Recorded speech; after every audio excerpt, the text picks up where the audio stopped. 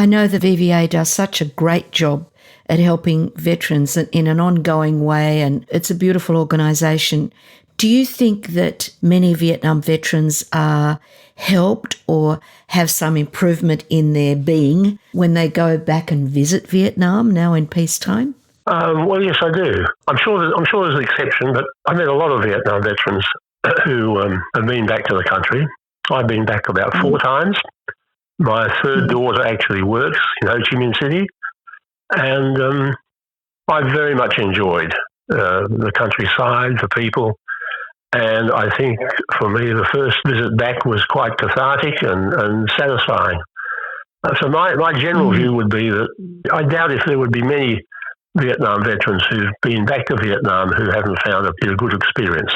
I have to say I've had the pleasure of taking several groups of Vietnam veterans and members of their family back over the years, and it's such a joy, and cathartic is the word. They seem to get rid of ghosts pretty quickly. They have a lovely time, and for most of them it's the first time in their lives that they've truly felt like heroes. And when you go to little villages, particularly around Nui Dat, and you have absolute tribes of little kids coming up at the Australian fellas with shorts on, and they're pulling their curly hairs on their legs and giggling and laughing, but at the same time letting them know that they are their heroes because their mothers and their grandfathers have told them so. So that couldn't be anything but wonderful for our veterans. Yes, I agree, Paddy. It's a good experience. Just on that point, I mean, I've also had the good fortune to visit Vietnam on a number of occasions, and certainly it was with conflicting emotions. The first time I didn't really know what to expect, but I was taken by the generosity and the sense of reconciliation between the Vietnamese and us visiting Australians, that there was a great generosity about putting the events of that period behind us and looking towards a more positive relationship going forward.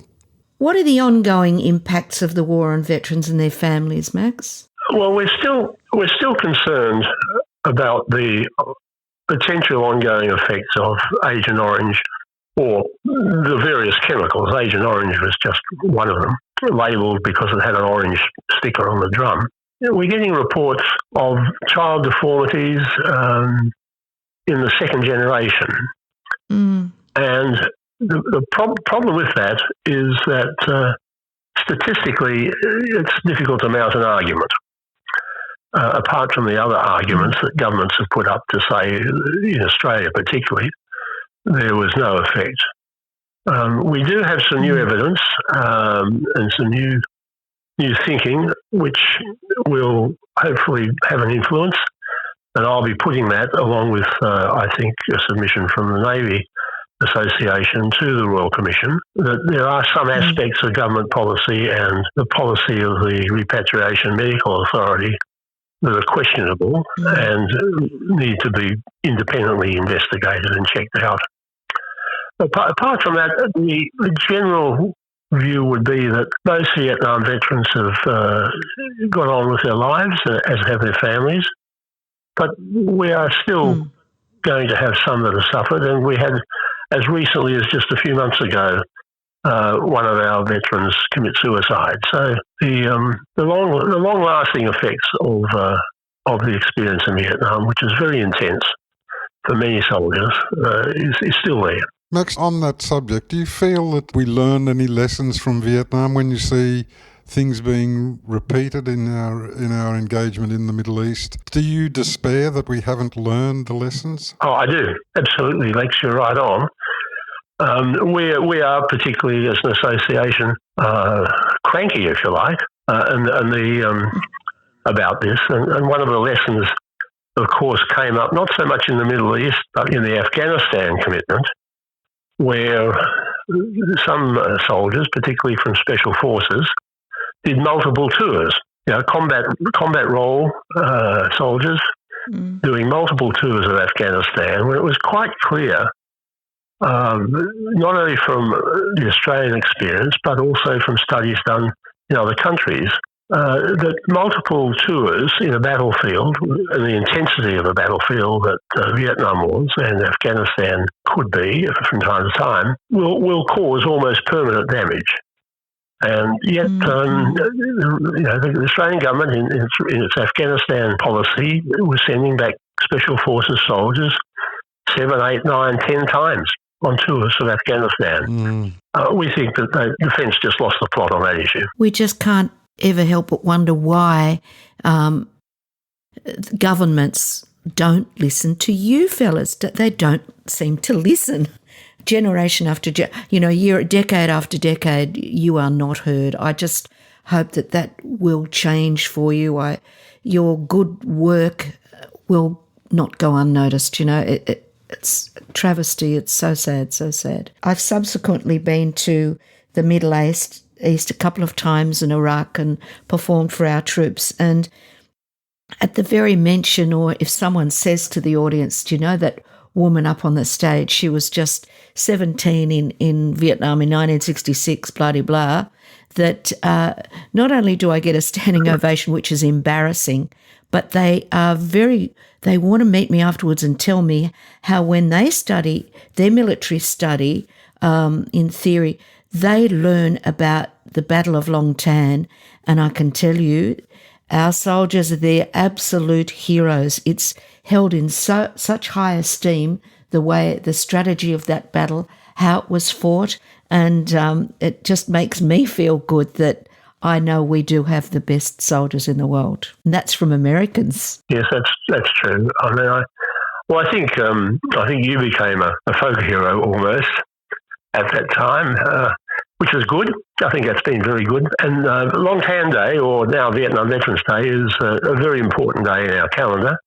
This year I'll be in Melbourne at the Shrine of Remembrance. I nearly got there, but... This year? Yeah, well, this year, that's a significant event in Melbourne because they're combining the anniversary of the withdrawal as well for Vietnam Veterans Day. And so that's where I'll be heading this year. But no, I first went to Vietnam in about March or April '67 for a short tour because the first group of my soldiers had gone up there under a young second lieutenant, a national serviceman, as it was, John Wood. And then I went back again in December '67 till December '68. Now my major events were the Tet Offensive, where I was at Long Binh with a group of logistic operators. Was that 69? 68. Well, the 68 Tet Offensive. And then in 68, the battles of Coral and Balmoral, which were significant. And it's quite different to the Long Tan experience, but significant nonetheless. Very different. Yes. Max, I understand your organisation tries to emphasise the fact that vets are not victims but achievers. My word. Yes. How does that work for you? Well, I think that the underlying view is that we need to be positive all the time about what we're doing and who we are. We are not victims. Some people might portray us as victims sometimes for political reasons, but by and large, the ethos that we try to generate through our branches and sub-branches is that all Vietnam veterans have been achievers. They've all done well in their service.